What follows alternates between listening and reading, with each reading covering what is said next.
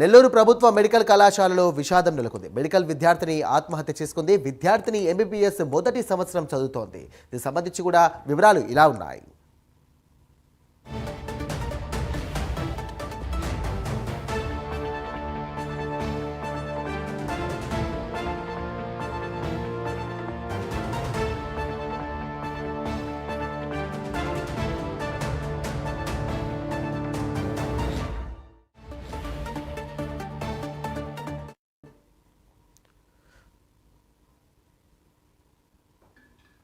ఇదే అంశానికి సంబంధించి మరిన్ని డీటెయిల్స్ అందించడానికి మా కరెస్పాండెంట్ నరేష్ సిద్ధంగా ఉన్నారు. నరేష్, చెప్పండి, అసలు ఈ అమ్మాయి ఎలా చనిపోయింది? దీనికి సంబంధించి అధికారులు ఏమంటున్నారు? ప్రస్తుతం కుటుంబ సభ్యులు ఏమన్నా మాట్లాడారా? ప్రస్తుతం పరిస్థితి ఎలా ఉంది?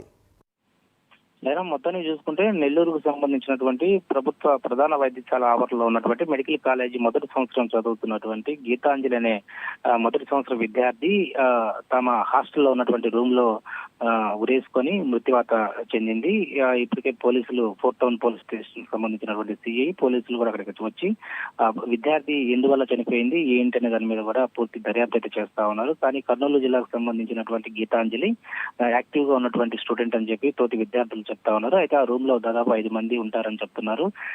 నిన్న దసరా పండుగ ఉండడంతో రూమ్ లో ఎవరు లేనట్టుగా తెలుస్తా ఉంది. తను ఒక్కటే ఉన్నట్టుగా స్థానిక ఉన్నటువంటి స్టూడెంట్స్ చెప్తా ఉన్నారు. ఏదేమైనా కూడా వార్డెన్ ఇచ్చినటువంటి ఇన్ఫర్మేషన్ ప్రకారం, పోలీసులు ఇచ్చే ఇన్ఫర్మేషన్ ప్రకారం పూర్తి దర్యాప్తు అయితే చేస్తా ఉన్నాం. ఫోన్ కాల్స్ ఆధారంగా ఇంట్లో నుంచి ఏదైనా ప్రాబ్లమ్స్ వచ్చాయా, లేకపోతే యాజమాన్యం నుంచి కాలేజీ నుంచి ఏదైనా ప్రాబ్లమ్స్ ఉన్నాయని దాని మీద కూడా మేము విచారిస్తా ఉన్నాం.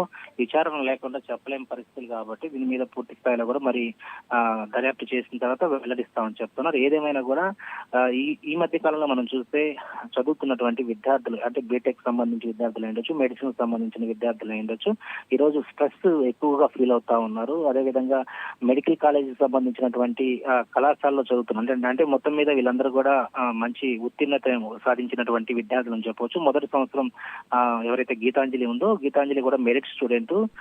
ఈ యొక్క ఫస్ట్ ఇయర్ కూడా అయిపో వస్తుంది. సో అమ్మాయి చాలా యాక్టివ్ గా బాగా చదివేటువంటి విద్యార్థిని ఎందువల్ల మృత్యువాత పడింది అనేది మాత్రం ప్రస్తుతం అక్కడ ఉన్నటువంటి కళాశాల యాజమాన్యం కూడా దిగ్భ్రాంతిని వ్యక్తపరుస్తా ఉన్నారు. కానీ అమ్మాయి ఉరేసుకున్నటువంటి తీరును చూస్తూ అదేవిధంగా అనుమానాస్పదమైనటువంటి కేసు కూడా నమోదు చేస్తా ఉన్నారు. దీని ఈ మృతికి గల కారణాలను దాని మీద కూడా దర్యాప్తు చేసిన తర్వాత చెప్తామని చెప్పి ఒకవైపు పోలీసులు చెప్తా ఉన్నారు. ఏదేమైనా కూడా ముక్కు పచ్చలారనే ఆడపిల్ల ఈ రోజు వాళ్ళ యొక్క కుటుంబ సభ్యులు ఎవరైతే ఉంటారో తమ కూతురు భావితరాలకు ఒక భవిష్యత్తుకి ఒక చిహ్నంగా నిలవాలని చెప్పి ఈ రోజు ఆడబిడ్డని చదివిస్తుంటే ఈ రోజు తను మృతివాత వెనకాల ఏంటి అనే దాని మీద స్ట్రెస్ లేకపోతే ఇంకేదైనా కారణాల దాని మీద కూడా పూర్తి దర్యాప్తు అయితే చేస్తా ఉన్నారు.